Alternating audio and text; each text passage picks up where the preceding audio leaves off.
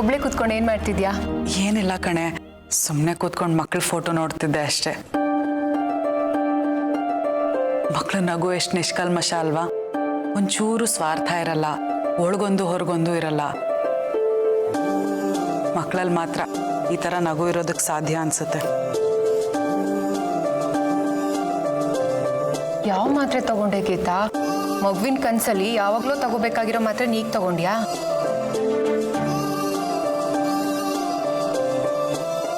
ಕರೆಕ್ಟಾಗಿ ತಗೋತಾ ಇದ್ದೀನಿ ಕಣೆ ಮಾತ್ರೆನೆಲ್ಲ. ಇಷ್ಟೆಲ್ಲ ಆದ್ಮೇಲೆ ಕೊನೆಗೂ ಮಗು ಆಗ್ತಿದೆ ಅನ್ನೋ ವಿಷಯ ಗೊತ್ತಾದ್ಮೇಲೆ ಎಷ್ಟು ಖುಷಿ ಆಗ್ತಿದೆ ಗೊತ್ತಾ? ಅಂಥದ್ರಲ್ಲಿ ನಾನು ಇಷ್ಟೆಲ್ಲ ಕೇರ್ಲೆಸ್ ಮಾಡೋದಕ್ಕೆ ಸಾಧ್ಯನೇ ಇಲ್ಲ.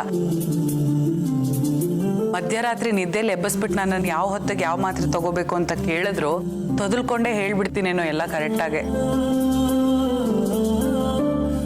ಒಂದ್ಸತಿ ಆ ಮಗು ಈ ಜಗತ್ತಿಗೆ ಬಂದ್ರೆ ಸಾಕು ಅನ್ನಿಸ್ತಿದೆ.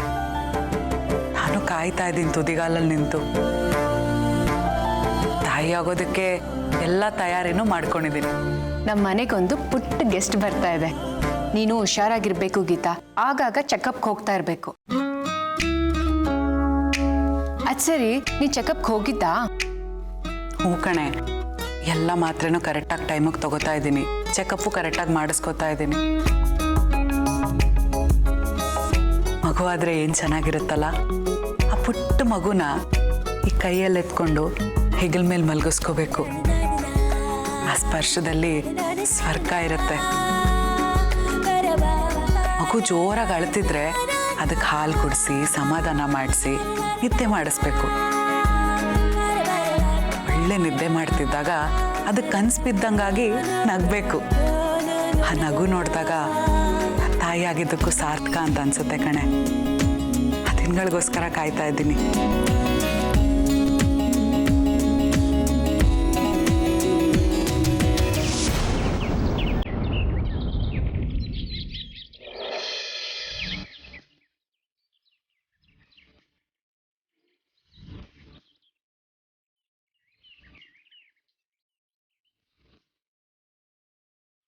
ಮಂಗ್ಲಿ, ಜೀವನದಲ್ಲಿ ಸಡನ್ನಾಗಿ ಶಾಕ್ ಆಗೋದ್ರೆ ಎಷ್ಟು ಕಷ್ಟ ಅಲ್ವೇನೆ? ಗಂಡ ಹೆಂಡತಿ ಸುಖವಾಗಿ ಸಂಸಾರ ಮಾಡ್ಕೊಂಡಿದ್ರಿ. ಆ ಗಂಡ ದಾರಿ ತಪ್ಪ ಅಂತ ಗೊತ್ತಾದಾಗ ಅದು ಶಾಕ್ ತಾನೆ. ಅದು ಹೇಗ್ ದಾರಿ ತಪ್ಪೋದ? ಯಾವ್ದೋ ಇನ್ನೊಂದು ಹೆಣ್ಣಿನ ಸಹವಾಸ ಮಾಡ್ದ ಅಂತ ಗೊತ್ತಾದಾಗ ಅದು ಅದಕ್ಕಿಂತ ದೊಡ್ಡ ಶಾಕು. ಅಷ್ಟೊಂದು ಪ್ರೀತಿ ಮಾಡ್ತಾ ಇದ್ದ ಗಂಡನ ಮೇಲೆ ನೀನು ಕಂಪ್ಲೇಂಟ್ ಕೊಡಕ್ ಹೋಗ್ತಿದ್ದೀನಿ ಅಂತ ಹೇಳಿದಿಲ್ಲ, ಅದಕ್ಕೆ ನನಗ್ ಶಾಕ್ ಆಯ್ತು. ಅದಕ್ಕಿಂತ ನನಗ್ ದೊಡ್ಡ ಶಾಕ್ ಏನ್ ಗೊತ್ತಾ? ಏನು ಆಗ್ಲಿಲ್ಲ ಅನ್ನೋ ತರ ಹೀಗ್ ಬಂದ್ ಸುಮ್ಮನೆ ನಿಂತಿದೆಯಲ್ಲ ಅದು. ಏನು ಸ್ಟೇಷನ್ ಕಂಪ್ಲೇಂಟ್ ಕೊಡಕ್ಕೆ ಅಂತ ಹೋದವಳು ಏನು ಮಾಡದೆ ಹಾಗೆ ಬಂದಿದ್ದೀನಿ ಅಂತ ವ್ಯಂಗ್ಯವಾಗಿ ಮಾತಾಡ್ತಾ ಇದ್ದೀರಾ? ನಾನು ಯಾಕೆ ವ್ಯಂಗ್ಯವಾಗಿ ಮಾತಾಡ್ಲಿ? ನೀನೀಗ ಕಂಪ್ಲೇಂಟ್ ಕೊಡ್ಲಿಲ್ವಲ್ಲ, ಒಳ್ಳೇದೇ ಆಯ್ತು ಬಿಡು. ಅಕಸ್ಮಾತ್ ನೀನ್ ಕಂಪ್ಲೇಂಟ್ ಕೊಟ್ಟಿದ್ರೆ ಆಗ್ಲೂ ಒಳ್ಳೇದೇ ಆಗ್ತಿತ್ತು. ಏನೇ ಆದ್ರೂ ನೀನ್ ಚೆನ್ನಾಗಿರ್ಬೇಕು ಕಣೆ, ಅಷ್ಟೇ ನನಗೆ ಬೇಕಾಗಿರೋದು. ನಾನೇನು ಮನ್ಸು ಬದಲಾಯಿಸಿರ್ಲಿಲ್ಲ, ಕಂಪ್ಲೇಂಟ್ ಕೊಡಬೇಕು ಅಂತಾನೆ ಹೋಗಿದ್ದೆ. ಆದ್ರೆ ನಮ್ಮ ಗುಂಡಮ್ಮಂಗದ್ ಹೇಗೆ ಗೊತ್ತಾಯ್ತೋ ಏನೋ ಗೊತ್ತಿಲ್ಲ, ಇರೋ ಕಡೆಗೆ ಹುಡ್ಕೊಂಬಂದ್ಬಿಟ್ಲು. ಅದು ಇದು ಅಂತ ಏನೇನೋ ಹೇಳಿ ನನ್ನ ಮನ್ಸು ಬದಲಾಯಿಸಿ ಕರ್ಕೊಂಬಂದ್ಬಿಟ್ಲು. ಸ್ಟೇಷನ್ಗೆ ಹೋಗಕ್ಕೆ ಬಿಟ್ಟಿಲ್ಲ. ನಾನು ಅಲ್ಲಿಗೆ ಹೋಗ್ತಿದ್ದೀನಿ ಅನ್ನೋ ವಿಷಯ ಅವಳಿಗೆ ಹೇಗೆ ಗೊತ್ತಾಯ್ತೋ ಏನೋ ಗೊತ್ತಿಲ್ಲಪ್ಪ. ನೀವೇನಾದ್ರು ಹೇಳಿದ್ರಾ? ಅಯ್ಯೋ, ನಾನೇನು ಹೇಳಿಲ್ಲಮ್ಮ. ನಾನು ಯಾಕೆ ಹೇಳಿ? ನಿನ್ನೆಲ್ಲ ನಾನು ಸ್ಟೇಷನ್ಗೆ ಹೋಗು ಅಂತಾನೂ ಹೇಳಿಲ್ಲ, ಹೋಗ್ಬೇಡ ಅಂತಾನೂ ಹೇಳಿಲ್ಲ ಅಲ್ವೇ. ನಾನು ಯಾಕೆ ಇನ್ನೊಬ್ರ ವಿಷಯದಲ್ಲಿ ತಲೆ ಹಾಕ್ಲಿ? ನಾನೊಂದ್ಸಲ ನೀನು ಸ್ಟೇಷನ್ ಹೋಗ್ಬೇಡ ಅಂತ ತಡವೆ. ಆ ಆದ್ರೆ ನಿನ್ ಜೀವನ ಸರಿ ಮಾಡ್ಕೋಬೇಕು ಅನ್ನೋದು ನಿನ್ನ ಆಸೆ ತಾನೇ. ಆ ಆಸೆ ನಿನ್ ಕಣ್ಣಲ್ಲಿ ಕಾಣಿಸ್ತು ಕಣೆ ಮಂಗ್ಲಿ, ಅದಕ್ಕೆ ಸುಮ್ಮನಾದೆ. ಕೆಲವೆಲ್ಲ ಋಣ ಕಣೆ ಮಂಗ್ಲ. ನಾವೇನೋ ಮಾಡ್ಬೇಕು ಅಂತ ಅನ್ಕೊಂಡಿರ್ತೀವಿ, ಅದು ಇನ್ನೇನೋ ಆಗುತ್ತೆ. ಅದೇ ವಿಧಿ. ಸಮಯಕ್ಕೆ ಯಾರೋ ಬರ್ತಾರೆ, ಅವರಿಂದ ಇನ್ನೇನೋ ಬದಲಾಗುತ್ತೆ. ನಾವು ಮನುಷ್ಯರ ಮೇಲೆ ನಂಬಿಕೆನೆ ಕಳ್ಕೊತೀವಿ. ಎಲ್ಲ ಮೇಲ್ ನಾಡಿಸ್ದಂಗಾಗತ್ತೆ ಕಣೆ. ನಮ್ಮ ಕೈಲಿ ಏನಿದೆ ಹೇಳು? ನಾನು ಸುಮ್ಮನೆ ಬರೋಳು ಅಲ್ವೇ ಅಲ್ಲ ಜಲ್ಜಕ್ಕ. ಆದರೆ ನಮ್ಮ ಗುಂಡಮ್ಮ ಹೇಳಿದ ಮಾತು ನಿಜ ಅಂತ ಅನ್ನಿಸ್ತು. ನನ್ನ ಗಂಡನ ಕೆಟ್ಟೋನು ಅಂತ ನಾನು ಅನ್ಕೊಂಡಿದ್ದೀನಿ. ಅದವ್ರು ಹಾಗೆ ಮಾಡಿರೋದು ಕಣ್ಣಲ್ಲಿ ನಾನು ನೋಡಿಲ್ವಲ್ಲ. ಹಾಗಿದ್ಮೇಲೆ ನನಗೆ ನಾನೇ ಊಹೆ ಮಾಡಿಕೊಂಡು ನನ್ನ ಸಂಸಾರ ನಾನೇ ಹಾಳು ಮಾಡ್ಕೋಬೇಕು? ಹೇಳಿಕೆ ಮಾತು ಕೇಳೋದ್ರಿಂದ ನನಗೇ ಲಾಸ್ ಅಲ್ವಾ? ಯಾಕೆ ಮಂಗ್ಲಿ, ನನ್ನ ಮೇಲೆ ಬೇಜಾರಾ? ನೀನ್ ಖುಷಿಯಾಗಿ ಸಂಸಾರ ಮಾಡ್ಕೊಂಡಿದ್ರೆ ನನ್ಗೂ ಖುಷಿನಪ್ಪ. ಏನೋ ನನ್ ಕಿವಿಗೆ ಬಿದ್ದಿದ್ದು ನನಗ್ ಗೊತ್ತಾಗಿದ್ದ ವಿಷಯನ ನಿನಗೆ ಬಂದು ಮುಟ್ಟಿಸ್ತೀನಪ್ಪ. ಯಾಕೆ ಹೇಳು? ನೀನ್ ಎಚ್ಚೆತ್ಕೊಳ್ಳಿ, ನಿನ್ ಸಂಸಾರನ ಹಿಡಿತದಲ್ಲಿ ಇಟ್ಕೊಳ್ಳಿ ಅಂತ. ಆದ್ರೆ ನಾನ್ ನಿನ್ಗೆ ವಿಷಯ ಹೇಳಿದ್ದೀನಿ ಅಂತ ಗೀತಾ ನನ್ನ ಮೇಲೆ ಕೋಪ ಮಾಡ್ಕೊಂಡಿದ್ದಾಳ ಕಣೆ. ಮಾಡ್ಕೋತಾಳೆ. ಮೊದಲು ಅವ್ರಿಗೆ ತಂಗಿ ಅವಳು, ಆಮೇಲೆ ನಂಗೆ ನಾದ್ನಿ ಅಲ್ವಾ? ಆ ವಿಷಯ ನನಗೆ ಗೊತ್ತಿಲ್ವೇನೆ? ಅಲ್ವೇ, ಯಾಕೆ ನಾನು ನಿನಗೆ ವಿಷಯ ಹೇಳಿದೆ? ನಿನ್ ಜೀವನ ಚೆನ್ನಾಗಿರ್ಲಿ ಅಂತ ತಾನೆ. ತಪ್ಪ ಅವಳು ನೋಡಿ ನಮ್ಮನ್ನೇ ಕೆಟ್ಟವರು ಅನ್ನೋ ಥರ ನೋಡ್ತಾಳೆ. ಬೇಜಾರಾಯ್ತಮ್ಮ ನನಗೆ. ಹೋಗ್ಲಿ ಬಿಡಿ ಜಲ್ಜಕ್ಕ, ನೀವು ಹೇಳಿದ್ರಿಂದನೇ ಇಷ್ಟೆಲ್ಲ ಆಗಿದೆ ಅಂತ ಅವಳು ಅನ್ಕೊಂಡಿರ್ತಾಳೆ. ಹಾಗೆ ಇರ್ಲಿ ಬಿಡಿ. ನೀವೇನು ಕೆಟ್ಟ ದೋಷ ಇಟ್ಕೊಂಡು ಹೇಳಿಲ್ಲ ಅಂತ ನಿಮ್ಮ ಮನ್ಸಿಗೆ ಗೊತ್ತಲ್ವಾ? ಅಷ್ಟು ಸಾಕು ಬಿಡಿ. ಇರಬಹುದು, ಆದ್ರೆ ನನಗೆ ಬೇಜಾರಾಗಲ್ವೇನೆ? ಯಾಕೋ ಈ ನಡುವೆ ಮನೆಗೆ ಬರೋದು ಬೇಡ ಅನ್ನಿಸ್ತಾ ಇದೆ ಕಣೆ. ಯಾಕೆ, ಏನಾಯ್ತು ಅಂತದ್ದು? ನಾನು ನಿನಗೆ ಬಂದು ಚಾಡಿ ಹೇಳ್ತೀನೇನೋ ಅಂತ ಗೀತನ್ ಕೋಪ. ಆ ಸೀನಂಗೆ ನಿನ್ ಸಂಸಾರ ಹಾಳು ಮಾಡ್ಬಿಡ್ತೀನೇನೋ ಅನ್ನೋ ಡೌಟು. ಇನ್ನು ಆ ಚಿಕ್ಕ ಹುಡುಗಿ ಪ್ರಣತಿ, ಅವಳು ನನ್ನ ಒಂಥರ ನೋಡ್ತಾಳಲ್ಲೇ. ಏನೋ ಮರ್ಯಾದೆಯಿಂದ ಬದುಕ್ತಾ ಇದೀವಪ್ಪ. ನನಗೆ ಯಾಕೆ ಬೇಕು ಹೇಳು ಇದೆಲ್ಲ? ಅದೇ ಮನೆಗೆ ನಾನು ಪಿಂಕಿನ್ ಬೇರೆ ಕೊಟ್ಬಿಟ್ಟಿದ್ದೀನಿ. ಇದೇ ವಿಷಯನ ಹಿಡ್ಕೊಂಡು ಎಲ್ಲರೂ ಅವಳಗ್ ತೊಂದರೆ ಕೊಟ್ಬಿಟ್ರೆ ಬೇಡಪ್ಪ. ಏ, ಈ ತರ ಓವರ್ ಆಕ್ಟಿಂಗ್ ಎಲ್ಲ ನಿಮ್ಗೆ ಸೂಟ್ ಆಗಲ್ಲ, ಸುಮ್ನಿರಿ. ನೀವು ನಮ್ಮ ಮನೆಗೆ ಬರೋದು ನನಗೋಸ್ಕರ ಅಲ್ವಾ? ಸುಮ್ಮನೆ ಬನ್ನಿ. ಏನೋ ನೀನ್ ಹೇಳ್ತಿದ್ಯಾ ಅಂತ ನಿಮ್ಮನೆ ಕಡೆ ಬರ್ತಿದ್ದೀನಿ ಕಣೆ ಮಂಗ್ಲಿ. ಇಲ್ಲಾಂದ್ರೆ ಈ ಕಡೆ ತಲೆ ಹಾಕೋ ಮಲಗ್ತಿರ್ಲಿಲ್ಲ ನಾನು. ನಿನ್ ಸಂಸಾರ ಚೆನ್ನಾಗಿರ್ಬೇಕು ಕಣೆ ಮಂಗ್ಲಿ. ನಿಮ್ಮ ಆಶೀರ್ವಾದ ಇರುತ್ತೆ ಬಿಡಿ. ನನ್ನ ಆಶೀರ್ವಾದ ನಿನ್ ಮೇಲೆ ಯಾವಾಗ್ಲೂ ಇದ್ದೇ ಇರುತ್ತೆ ಕಣೆ. ನಾನು ಯಾವಾಗ್ಲೂ ನೀನು ಒಳ್ಳೇದನ್ನೇ ಬಯಸೋದು.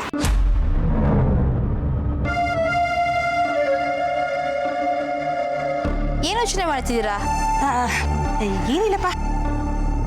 ಆದ್ರೆ ಮಂಗ್ಲಿ, ನೀನು ಸ್ಟೇಷನು ಗೀಷನು ಅಂತೆಲ್ಲ ಹೋಗ್ಬೇಡ ಕಣೆ. ಗಂಡಸರಿಗೆ ತಮ್ಮ ಮರ್ಯಾದೆ ಬಗ್ಗೆ ತುಂಬಾ ಯೋಚನೆ ಇರುತ್ತೆ. ತಾವು ಬೇರೆ ಹೆಣ್ಣಿನ ಸಹವಾಸ ಮಾಡಿದ್ದೀನಿ ಅನ್ನೋದ್ರ ಬಗ್ಗೆ ಅವ್ರ ತಲೆ ಕೆಡಿಸ್ಕೊಡೋದಿಲ್ಲ ಕಣೆ. ತನ್ನ ಹೆಂಡತಿ ಆದವಳು ಸ್ಟೇಷನ್ ಕೊಟ್ಟೋದ್ಲು, ತನ್ನ ಮರ್ಯಾದೆ ಕಳೆದ್ಬಿಟ್ಲು ಅನ್ನೋದೇ ಅವ್ರ ತಲೆಯಲ್ಲಿ ಕೂತ್ಕೊಂಡ್ಬಿಡುತ್ತೆ. ನಾನು ಜನರೆಲ್ಲ ಹೇಳ್ತಾ ಇದ್ದೀನಿ ಮಂಗ್ಲಿ, ಸೀನಾ ಅಂತವನು ಅಂತ ಹೇಳ್ತಾ ಇಲ್ಲ. ಏನು ಇದಲ್ಲ ಅವನಿಗೆ ಗೊತ್ತಾ? ಇಲ್ಲ. ಹೇಳ್ತೀವ ಹೇಗೆ? ಇಲ್ಲ, ಹೇಳಲ್ಲ. ಅದೇ ನೀನ್ ಮಾಡೋ ತಪ್ಪು. ಇವತ್ತಲ್ಲ ನಾಳೆ ಅವನ ವಿಷಯ ಗೊತ್ತಾಗತ್ತಲ್ವೇನೆ?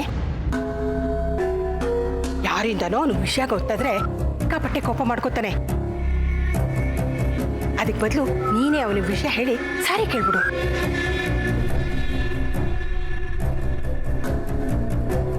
ಆಯ್ತು, ನೋಡೋಣ. ಇಷ್ಟಕ್ಕೆ ಸುಮ್ಮನಾಗ್ಬಿಡ್ಬೇಡ ನೀನು. ನಾಳೆ ಸೀನಂಗ್ ಅನ್ನಿಸ್ಬೋದು ನನ್ನ ಹೆಂಡತಿಗೆ ಏನು ಕೈಲಾಗಲ್ಲ, ಸುಮ್ಮನೆ ಹಾರಾಡ್ತಾಳೆ ಅಂತ. ಹೊರಗಡೆ ನಾನು ಏನ್ ಬೇಕಾದ್ರೂ ಮಾಡ್ಬೋದು ಅಂತ ಅನ್ಕೊಂಡ್ಬಿಟ್ರೆ? ನೀನ್ ಯಾವಾಗ್ಲೂ ಚಾಕ್ರಿ ಮಾಡ್ಕೊಂಡು ಈ 4 ಗೋಡೆ ಮಧ್ಯೆ ಸಾಯ್ಬೇಡ ಕಡೆ. ಆಗಾಗ ಅಂಗಡಿ ಕಡೆ ಹೋಗ್ತಾ ಇರು. ಹೆಂಡತಿ ಕಣ್ಣೆದ್ರಿಗಿದ್ರೆ ಬೇಲಿ ಹಾರೋ ಯೋಚನೆ ಬರಲ್ಲ ಗಂಡಂಗೆ. ನೀನ್ ಆಗಾಗ ಅಂಗಡಿ ಕಡೆ ಹೋಗ್ತಾ ಇದ್ರೆ ಅವನ ಮೇಲೆ ಕಣ್ಣಿಟ್ಟಂಗೂ ಆಗತ್ತೆ, ದುಡ್ಡು ಕಾಸಿನ ಮೇಲೆ ಹಿಡ್ತಾನೂ ಬರುತ್ತೆ. ಏನೋಮ್ಮ, ನನಗೆ ತೋಚಿದ್ದೀನಿ ಹೇಳಿದ್ದೀನಿ, ಯೋಚನೆ ಮಾಡಿ ನೋಡು. ನಿನಗೆ ಸರಿ ಅನ್ಸಿದ್ರೆ ಮಾಡು, ಇಲ್ದಿದ್ರೆ ನಿನ್ನಿಷ್ಟ.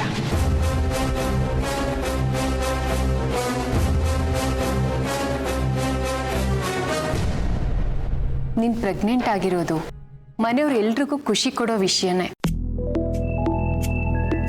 ಆದ್ರೆ ಈ ವಿಷಯ ಮನೇಲಿ ಯಾರಿಗೂ ಗೊತ್ತಿಲ್ಲ. ನಿನ್ನ ಯಾವ್ಯಾವ ರೀತಿ ಕೇರ್ ತಗೋಬೇಕು ಅಂತ ನಾನು ಯೋಚನೆ ಮಾಡ್ತಿದ್ದೀನಿ. ನೀನ್ ನೋಡಿದ್ರೆ ಮಗು ಬಗ್ಗೆ ಯೋಚನೆ ಮಾಡ್ಕೊಂಡು ಕೂತಿದ್ಯಾ. ನೀನ್ ಚೆನ್ನಾಗಿದ್ರೆ ಅಲ್ವಾ ಹೊಟ್ಟೆಲಿರೋ ನಿನ್ ಮಗು ಚೆನ್ನಾಗಿರೋದು. ಮೊದಲು ನಿನ್ ಬಗ್ಗೆ ಯೋಚನೆ ಮಾಡು. ನಾನು ನನ್ನ ಬಗ್ಗೆ ಕೇರ್ ತಗೋತಿದ್ದೀನಿ, ಹುಷಾರಾಗಿದ್ದೀನಿ, ಏನೂ ಯೋಚನೆ ಇಲ್ಲ. ಆಮೇಲೆ ಮಕ್ಕಳಿಗೆ ಸ್ನಾನ ಮಾಡಿಸ್ಬೇಕಾದ್ರೆ ಅವು ತುಂಬ ಅಳ್ತವಲ್ಲ. ಹೌದು ಗೀತಾ, ಮಕ್ಕಳ ಮೇಲೆ ಸ್ವಲ್ಪ ಬಿಸಿ ನೀರು ಬಿದ್ರೆ ಸಾಕು, ಎಷ್ಟು ಜೋರಾಗಿ ಕಿರಿಚ್ತವೆ. ಒಂದೊಂದ್ಸತಿ ಅನ್ಸತ್ತೆ ಈ ಮಕ್ಳಿದ್ರೆ ಮನೇಲಿ ನೆಮ್ಮದಿನೇ ಇರಲ್ಲ ಅಂತ. ಮಧ್ಯರಾತ್ರಿಲಿ ಎದ್ದು ಕೂತ್ಕೊಂಡು ಅಷ್ಟು ಜೋರ್ ಕಿರಿಚ್ತವೆ, ಅದು 10 ಮನೆ ಕೇಳೋ ತರ. ತುಂಬಾ ಹಿಂಸೆ ಅಲ್ವಾ? ನಿದ್ದೆ ಮಾಡೋದಕ್ಕೆ ನಮ್ಗೆ ಎಷ್ಟು ಡಿಸ್ಟರ್ಬ್ ಆಗುತ್ತೆ. ಒಂದೊಂದ್ಸತಿ ಅನ್ಸುತ್ತೆ ಕಣೆ ಈ ಮಕ್ಳಿಲ್ಲ ಅಂದ್ರೇನೆ ಚೆನ್ನಾಗಿರುತ್ತೆ ಅಂತ. ಮಕ್ಕಳು ಅಳ್ದೆ ಇನ್ಯಾರೇ ಅಳ್ತಾರೆ? ರಾತ್ರಿ ಎಲ್ಲ ನಿದ್ದೆಗೆಟ್ಟು ಮಕ್ಕಳನ್ನ ಮಲಗಿಸೋದ್ರಲ್ಲಿ ಸುಖ ಇರುತ್ತೆ. ಅದು ಬೇರೆದೇ ಸುಖ ಬಿಡು. ಮಕ್ಕಳು ಬೆಳಗ್ಗೆ ಎದ್ದ ತಕ್ಷಣ ಚೆನ್ನಾಗಿ ಎಣ್ಣೆ ಹಚ್ಚಿ ಮೈಗೆಲ್ಲ ಮಸಾಜ್ ಮಾಡಿ ಬಿಸಿ ಬಿಸಿ ನೀರಲ್ಲಿ ಸ್ನಾನ ಮಾಡಿಸಿ ಆಮೇಲೆ ಸಾಂಬ್ರಾಣಿ ಹಾಕಿ ತೊಡೆ ಮೇಲೆ ಮಲಗಿಸ್ಕೊಂಡ್ರೆ ಮಗು ನಮ್ಮ ಮುಖ ನೋಡ್ಕೊಂಡು ನಗ್ತಾ ಇರುತ್ತೆ. ಅವಾಗ ಅರ್ತಿದ್ದೆಲ್ಲ ಅದಕ್ಕೂ ಮರ್ತೋಗಿರುತ್ತೆ, ನಮಗೂ ಮರ್ತೋಗಿರುತ್ತೆ. ಎಲ್ಲ ಯೋಚನೆ ಮಾಡಿದ್ರೇ ಎಷ್ಟು ಖುಷಿ ಆಗ್ತಿದೆ ಗೊತ್ತಾ? ಮಕ್ಕಳಿಗೆ ಗುಮ್ಮ ಬರ್ತಾನೆ ಅಂತ ಹೆದರ್ಸಿ ಚಂದ ಮಾಮನ್ ತೋರಿಸಿ ಉಸ್ಲಾಯಿಸಿ ಊಟ ಮಾಡಿಸೋದ್ರಲ್ಲಿ ಅದೇನೋ ಬೇರೆದೇ ಮಜಾ ಕಣೆ. ಮಗು ಊಟ ಮಾಡಿ ಮುಗಿಸೋ ಅಷ್ಟರಲ್ಲಿ ನಮ್ಮ ಹೊಟ್ಟೆನೇ ತುಂಬೋಗಿರುತ್ತೆ. ಇನ್ನು ಜೋಗಳದ ಹಾಡುಗಳು ಅಷ್ಟೇ, ಒಂದಿಷ್ಟು ಹಾಡುಗಳು ನನಗೆ ಗೊತ್ತು, ಇನ್ನೊಂದಿಷ್ಟು ಅಮ್ಮನ ಹತ್ರ ಕೇಳಿ ಬರೆದಿಟ್ಕೊಂಡು ಕಲ್ತ್ಕೊಂಡ್ಬಿಡ್ಬೇಕು. ಬಟ್ಟೆಗಳು ಅಷ್ಟೇ ಕಣೆ, ಮಗು ಹುಟ್ಟಿದ್ಮೇಲೆ ಮಾರ್ಕೆಟ್ಗೆ ಹೋಗಿ ಬಟ್ಟೆ ತೊಗೊಂಬರೋದೆಲ್ಲ ಆಗಲ್ಲ. ರಾಮಾಯಣ ಇವಾಗಲೇ ತಂದಿಟ್ಕೊಂಡ್ಬಿಡ್ತೀನಿ. ಹೂ ಸುಟ್ಟೋಕ್ ಮುಂಚೆ ಪುಲಾವಿ ಹೊಲ್ಸಿದ್ರಂತೆ, ಹಾಗಾಯ್ತು ನಿನ್ ಮಾತಿನ ಅರ್ಥ.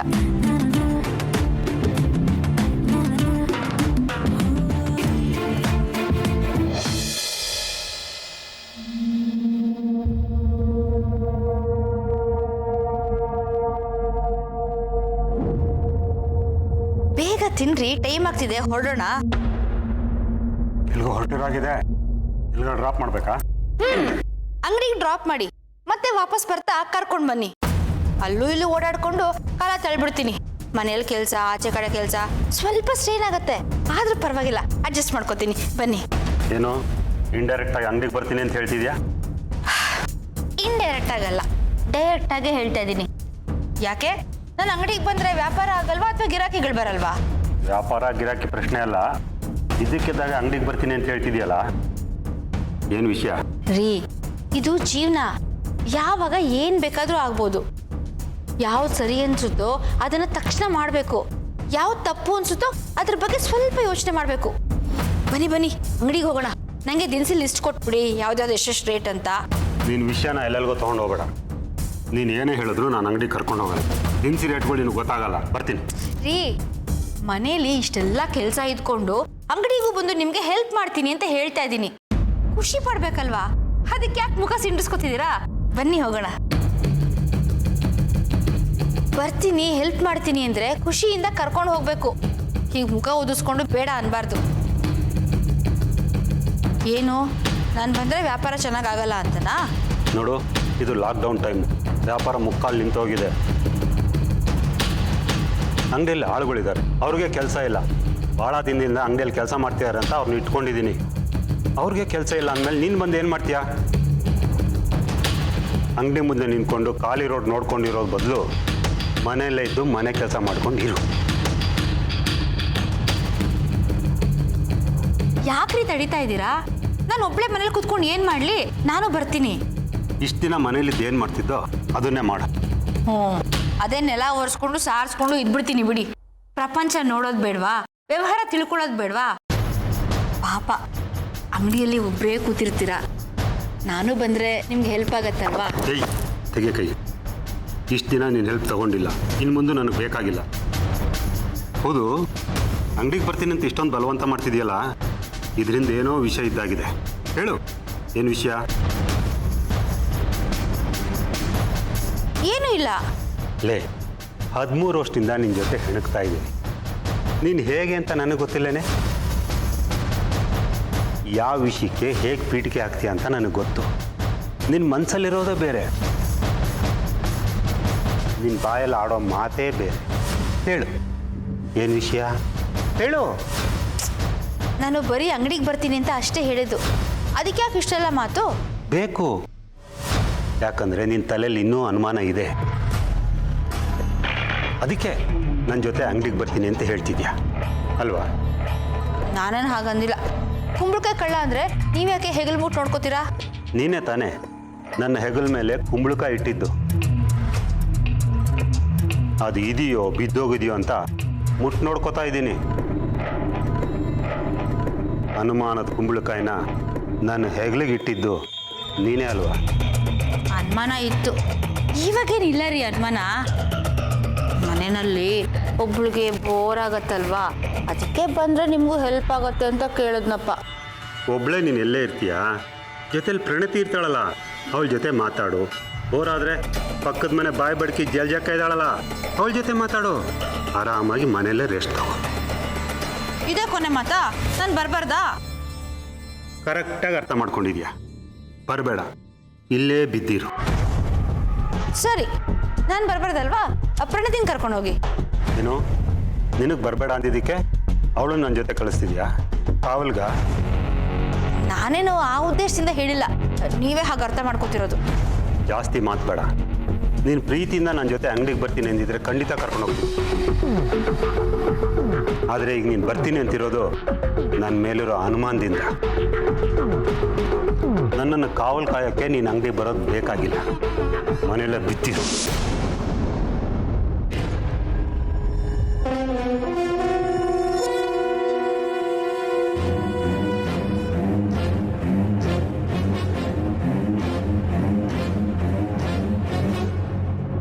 ಅಲ್ಲ ಗೀತಾ, ಈ ವಿಷಯನ ನಿನ್ ಲಕ್ಕಿಗೆ ಹೇಳಿದ್ಯಾ?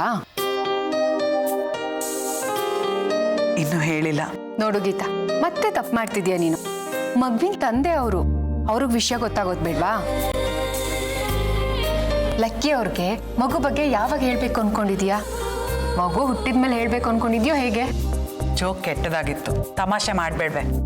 ತಮಾಷೆ ಮಾಡ್ತಾ ಇಲ್ಲ, ಈಗಲಾದ್ರೂ ಹೇಳು ಯಾವಾಗ ಹೇಳ್ಬೇಕು ಅನ್ಕೊಂಡಿದ್ಯಾ ಅಂತ.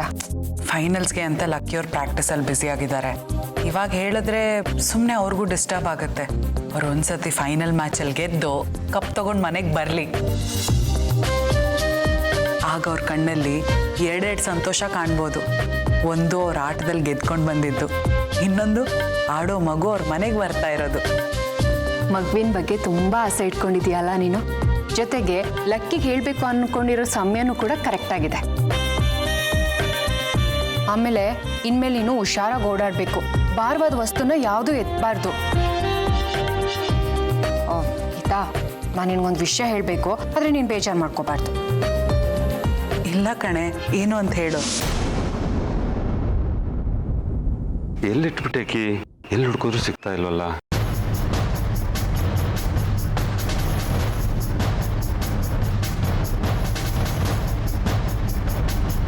ಯಾಕೆ ಬಾಬಾ, ಏನಾಯ್ತು? ಓ ಏನಿಲ್ಲಮ್ಮ, ಅಂಗಡಿ ಕೀ ಹುಡುಕ್ತಾ ಇದ್ದೀನಿ. ಯಾವಾಗಲೂ ಡ್ರಾದಲ್ಲಿ ಇಡ್ತಿದ್ದೆ, ಇವತ್ತು ಸಿಗ್ತಾ ಇಲ್ಲ. ಎಲ್ಲಿ ಇಟ್ಬಿಟ್ನೋ ಏನೋ. ನೀವ್ ಯಾವಾಗ್ಲೂ ಒಂದೇ ಜಾಗದಲ್ಲಲ್ವಾ ಕೀ ಇಡೋದು? ರೂಮ್ ಕಬೋರ್ಡಲ್ಲಿ ಅಲ್ಲ ಹುಡುಕ್ಬೇಕಿತ್ತು. ಹೂನಮ್ಮ, ಡೈಲಿ ಅಲ್ಲೇ ಇಡ್ತಿದ್ದೆ. ಇವತ್ತು ಅಲ್ಲಿ ನೋಡಿದ್ರೆ ಸಿಗ್ತಾ ಇಲ್ಲ. ಎಲ್ಲಿ ಇಟ್ಟಿದ್ದೀನಿ ಅಂತಾನೆ ಗೊತ್ತಾಗ್ತಿಲ್ಲ ನನಗೆ. ಸಿಗ್ತಾ ಇಲ್ವಾ? ನೀವ್ ಅಲ್ಲಿ ಬಿಟ್ಟೆ ಬೇರೆ ಎಲ್ಲೂ ಕೀ ಇಡಲ್ವಲ್ಲ? ರಾತ್ರಿ ಬಂದಾಗ ಬೆಡ್ ಕೆಳಗೋ ಪಿಲ್ಲೋ ಕೆಳಗೋ ಇಟ್ಟಿರ್ಬೇಕು. ಒಂದ್ಸಲ ಹೋಗಿ ಚೆಕ್ ಮಾಡಿ. ಅಲ್ಲೂ ಹುಡುಕುದ್ನಮ್ಮ, ಅಲ್ಲೂ ಸಿಗ್ಲಿಲ್ಲ. ಈ ಮಂಗಳ ಬೇರೆ ಇಲ್ಲ. ಬೆಳಗ್ಗಿಂದ 4-5 ಸರಿ ಕೂಗಿದ್ದೀನಿ. ಎಲ್ಲಿ ಹಾಳಾಗೋದ್ಲೋ ಏನೋ. ಅವಳಿದ್ದಿದ್ರೆ ಹುಡುಕ್ ಕೊಡ್ತಿದ್ಲು.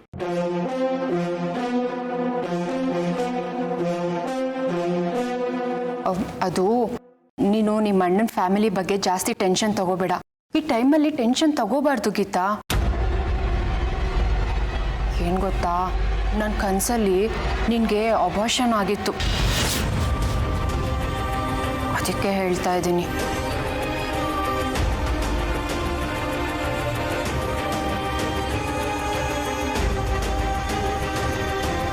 ಆಯಿತು ಬಿಡು, ನಾನು ಕೇರ್ ತಗೋತೀನಿ. ಈಗ ನಿನಗೆ ಕೇಸರಿ ಹಾಕಿ ಬಾದಾಮ್ ಹಾಲು ಮಾಡ್ಕೊಡ್ಲಾ? ಬೇಡ, ಈಗೇನು ಬೇಡ.